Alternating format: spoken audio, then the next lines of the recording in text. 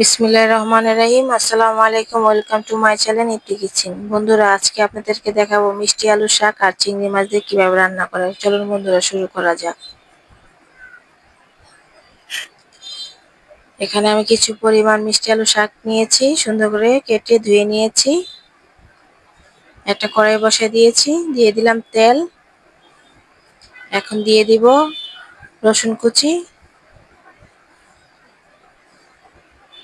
আর দিয়ে দিব পেঁয়াজ কুচি। ভালো করে ভেজে নিব।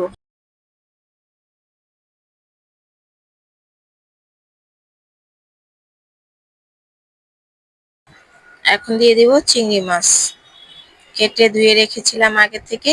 সেই চিংড়ি মাছগুলি একটু ভেজে নিব।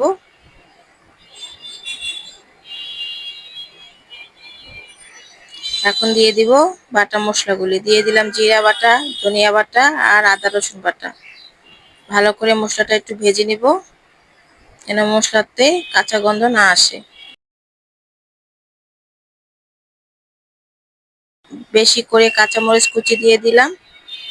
এখন দিয়ে দিব মরিচ, অল্প পরিমাণ মরিচ আর হলুদের গুঁড়ো।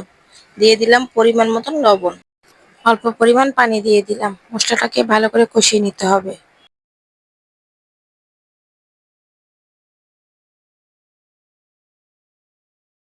ভালো করে কষিয়ে নিতে হবে, যেন হলুদ মরিচের ঘ্রাণ না আসে।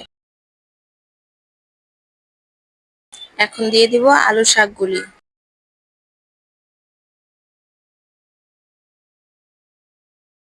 এখন একটু ঢেকে দিব। কিছুক্ষণের জন্য ঢেকে রেখেছিলাম। ঢাকনাটা খুলে এখন ভালো করে একটু নেড়ে দিব, যেন নিচে না লেগে যায়।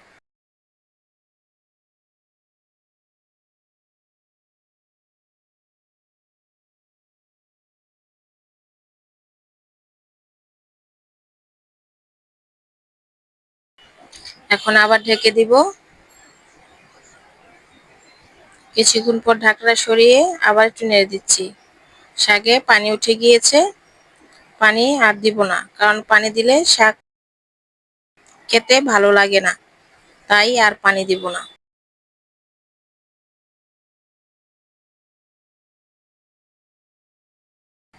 ভালো করে একটু নেড়ে আবার ঢেকে দিব। ঢেকে দিয়েছিলাম, ঢাকনাটা খুলে আবার ভালো করে নেড়ে দিব। আমার শাকটা হয়ে গেছে প্রায়। আমি শাকটা নামিয়ে নিব। বন্ধুরা, আমার রান্নাটা যদি ভালো লেগে থাকে তাহলে লাইক, কমেন্ট, সাবস্ক্রাইব ও ফলো দিয়ে আমার পাশে থাকবেন। Thank you.